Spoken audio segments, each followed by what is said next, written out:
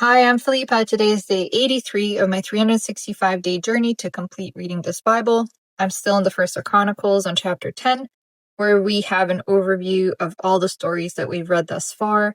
So Saul's overthrow and death, basically how he is killed. He's pursued by the Philistines. He's about to die. He wants his servant to kill him. His servant doesn't want to.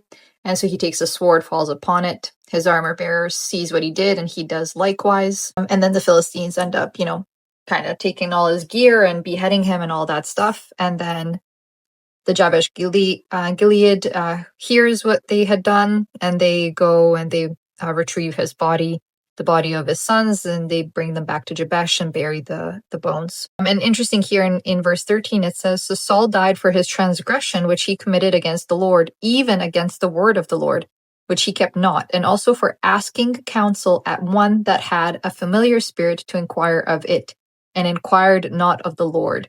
Therefore he slew him and turned the kingdom onto David, the son of Jesse."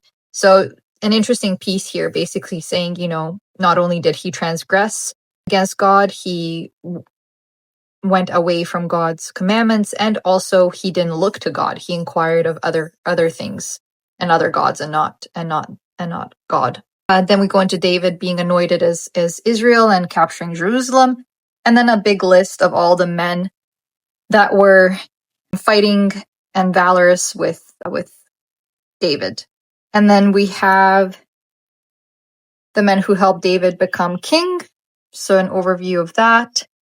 And here in verse 32, chapter 12, it says, "And of the children of Issachar, which were men that had understanding of the times to know what Israel ought to do, the heads of them were 200, and all their brethren were at their commandment."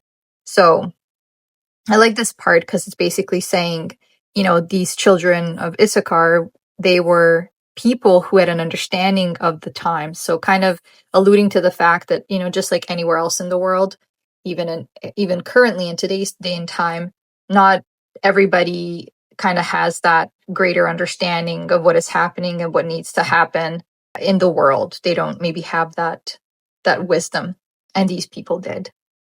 And in verse 38, it says, "And all the rest also of Israel were of one heart to make David king." So just kind of an interesting little piece of saying how one heart, essentially meaning one cause, one belief, one faith, and they were all rallying for David.